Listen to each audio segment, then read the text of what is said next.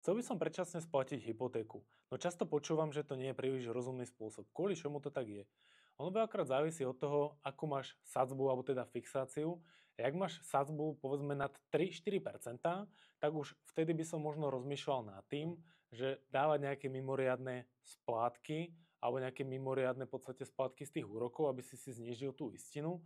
Ale samozrejme, keď máš už tú úrokovú sadzbu pod 3%, tak sa ti to moc ani neoplatí, lebo ono, keď je inflácia, povedzme, vyššia, ako ty máš úrok, ja dám príklad, že ja mám napríklad úrok 1,2 a inflácia je 3%, tak ty na tých peniazoch keby, dajme tomu, zarábaš. Že ty aj keď máš vlastne požičaný ten dlh, tak v podstate inflácia ti to sama požiera. Takže odpoveď je za mňa taká, že keby som mal už na 3-4%, tak by som to riešil, že možno nejaké mimoriadne splátky, a keď mám pod, tak by som nesplácal skôr, ale viacej investoval a posielal si to na investičný účet.